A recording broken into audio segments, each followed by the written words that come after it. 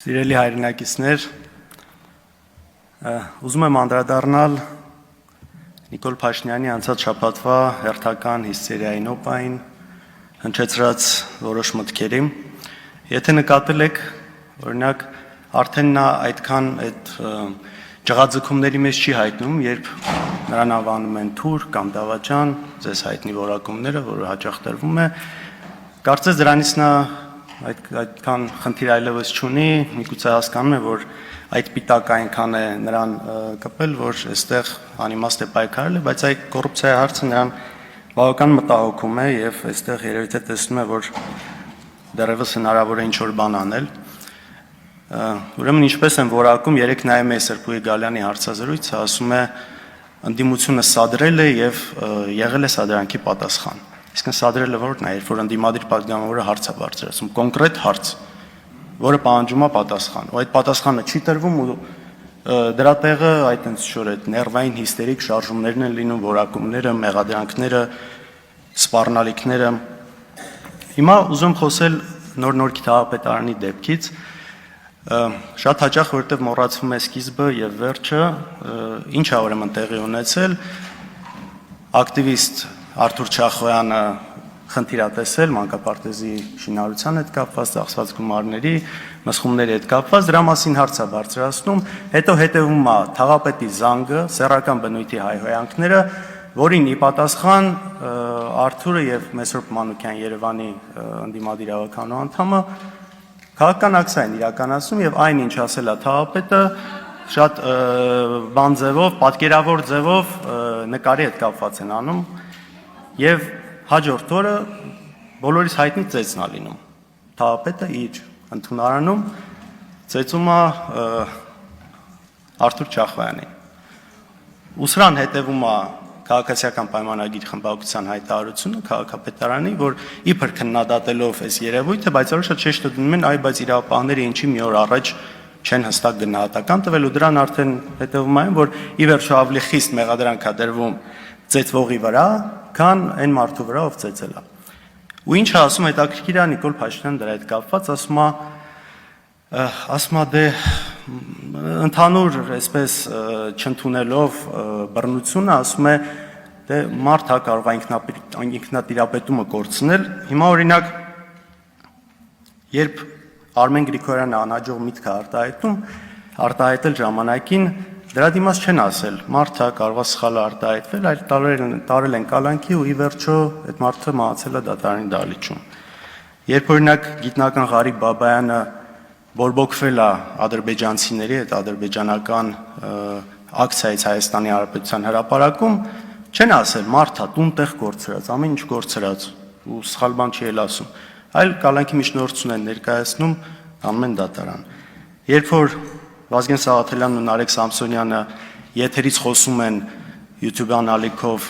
բավական բաց այս իշխանությունների մասին չեն ասում։ Մարդեն ի վերջո էլի սխալ բան երևի թե չեն ասում, այլ տանում են կալանքի մի հատ էլ sense դեմքը սեղմելով ասֆալտին այդ ձևերով։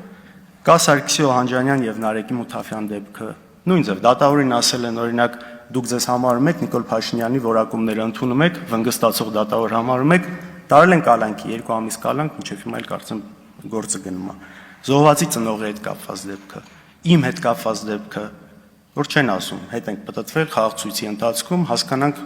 լացող աղջկա ձայնը ինչից է գալիս, չէ, ոստիկանական մեքենայի մեջ խոշտանգում, հետո կալանք, հետո մնացած գործերը։ Հիմա այս ամեն ինչի վերաբերյալ ասում են դե մարդ է։ Քննչականի ղեկավարն էլ լուրջ դեմքով երեք փորձում էր համոզել, որ ծեծը ավելի թույլ հանցանք է, այն ինչ արել են իրենք ավելի թույլ հանցանք է, քան օրինակ Սամվել Վարդանյանի դեպքը։ Հասկանում եք, սա լուրջ չի, այս երկակի ստանդարտները ուղղակի ճճացող են։ Ուզում եմ խոսել բանավեճի հետ կապված, անընդհատ երբ որ Նիկոլ Փաշինյանն ասում է նախագահները թող գան բանավիճեն։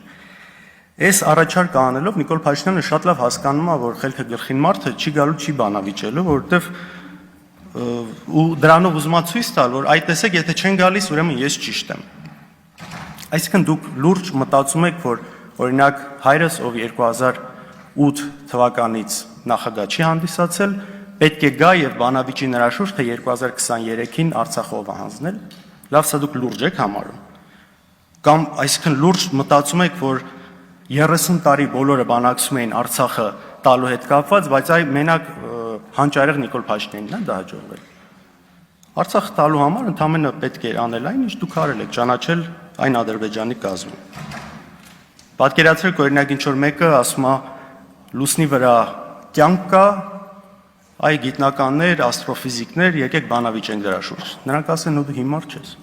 Ու ինքը ասի, այ տեսակ իրանք չեկան, ուրեմն ես ճիշտ էի։ Ասում է ամեն գյուղ գնում եմ, ամենտեղ գնում են, ասում են ինչի Քոչարյանը նստած չի։ Դուք գիտեք մեզ ինչ են ասում, ինչ որ տեղեր են գնում։ Ասում են, այս անհայրենիք դավաճանների միջև հիմա ոնց է ազատության մեջ են մի բան էլ շարունակում են իշխանության մնալ։ Բայց ի տարբերություն շատ ասածների, այստեղ Նիկոլ Փաշինյանի ասածի մեջ ճշմարտություն կա եւ դա ունի պատճառ։ Ինչն է պատճառը, որովհետեւ տարիներ շարունակ շատ երկար, շատ մեծ ստի դոզա է այսպես տարածվել ամբողջ հանրության վրա եւ շատ բաներ մտել է շատերի գլուխը։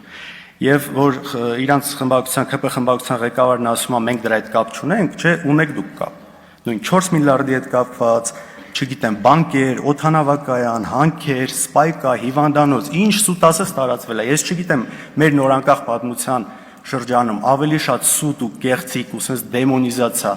ինչ որ մեկի հանդեպ ավելի իրականացվել է, քան մեր հետ կապված։ Ու դուք եք դա տարածում։ Առաջինը այդ կեղծ նյութը արտատպել է Նիկոլ Փաշինյանի թերթը հայկական ժամանակը, հետո էլ հենց ինքը իր դատավորության ընթացքում դրա մասին բարձրաձայնում էր։ Այնպես որ սա միանշանակ է եւ հասկանալի է, որ մարդիկ ձեզնից լսել են տարիներ շարունակ դա, հիմա դուք 7 տարի իշխանության եք, բարձր ձեզնից պիտի հարցնեմ, պիտի ասեն, ես բանն եք ասել, բա ինչ եղավ։ Հիմա եթե վաղը մենք լինենք իշխանության, բա մեզ է նույնը հարց տալու, եթե ձեր հետ կապված գործողություններ չլինեն։ Բնական է, չէ՞ դա։ Շատ բնական է։ Իհարկե պարկեշ կլիներ, որ ընդունեիք, ասեիք, գիտեք Ժողովուրդ ջան, սխալվել ենք ինչ որ հարցերում էլ չափազանցացված ա եղել այն ինչ որ մենք պատկերացրել ենք կամ տարածել ենք, բայց ձեզնից պարկեշություննակալի երևի միամիտություն կլինի։ Անընդհատ կրկնվում է ապօրինի գույքի հետ կապված այն հայցը, որը մեր հետ կապված մուտք արվել դատարան 2 տարի առաջ։ Ժողովուրդ, ուզում եք ամեն անգամ կրկնեք սկզբից մինչև վերջ, վերջից սկիզբ, թվերը տարբեր ձևերով, դրանից էությունը չի փոխվում։ Այն ինչ դուք տարիներով մարդկանց ներարկել եք, առնվազն 50-ից 100 անգամ ավելի քիչ է, քան ինչ փաստացի կա։ Իսկ փաստացի կա այն, ինչը մենք միշտ ասել ենք, խոսել ենք, մեր անունով ա եղել, ոչ մի հանցավոր ճանապարհով ձեռք բերված որևէ գույք չկա եւ չկա գեթ մեկ լումա, որի օրինական բացատրությունը մենք չունենք։ Ապօրինի գույքի էս օրենքի մասով, որ ասում են, այ ինչ են վիճարկել ՍԴ-ում։ Կա լուրջ խնդիրներ եւ ՍԴ-ի որոշումը դրա մասին է խոսում, ինչքան էլ չեք ուզում ընդունել, իհարկե ձեր այդ բռնազավթած ՍԴ-ն է, բայց նույնիսկ իրենք չեն կարողացել այս մասով ինչ որ բաներ կա շրջանցել։ Օրինակի համար ասեմ, որ կան ընկերություններ, որ ասում են մարդ 7000 մեր գործով չէ, ընդհանրապես 7500 դրամ օրինակ չի ունեցել ՍՊ-ում ՍՊ բացելու համար։ Ու հետեւաբար այն ինչ աշխատել այդ ընկերությունը համարում են ապօրինի։ Այ այս կարգի աբսուրդային կետեր կան այս ամեն ինչում։ Մեկ էլ մի բան, որ անդադ ասում են, ինչից խոսում ենք անիվ կլինի, Արցախը հանձնել կլինի, սահմանազատում կլինի, ասում են, իրանք դրանից խոսում են, որովհետև խնդիր ունեն իրենց ունեցվածքը պահելու համար։ Սիրելի հայրենակիցներ, ունեցվածքը պահելու համար կամ պիտի խելոք վեր ընկնես տեղդ, փորձես լեզու գտնել իշխանությունների հետ, կամ պիտի ամեն ինչ վաճառես, թողնես գնաս։ Մենք ոչ մեկն ենք արել, ոչ մյուսն ենք արել։ Ու իմիջիալուց նման բան անողներ եղել են, օրինակները բոլորիդ հայտնի է։ Մենք դա չենք արել, մեր խնդիրը դա չէ, առնվազն մինչև 23 թվականի ամառը կարող ենք այդ ամեն ինչը անել, մինչև այս գործերը լինելու։ Հիմա նաև ուզում եմ անդրադառնալ այն մեղադրանքներին եւ վիրավորանքներին, որոնք հնչեց Նիկոլ Փաշինյանի կողմից, երբ որ իմ ընդդիմադիր գործընկերներին նայելով ասում է համբալներ։ Հիմա հաջորդ օրը ինքը գնաց Մոսկվա, եթե չեմ սխալվում, ինձ հետաքրքիր է դուք ինքը նայել եք այդ տեսանյութերը։ Հիմա ով է համբալ էլի։ Կամ Ալեն Սիմոնյանը, որ իմ կին գործընկերոջը ասում է դուրս կշպրտեմ դահլիճից։ Ալեն Սիմոնյանը թող իմանա, երբ որ ու ուշադրի լինի, երբ որ իրան դուրս շպրտեմ այնտեղից, բարձր է նստած շատ ցավոտ արնելու։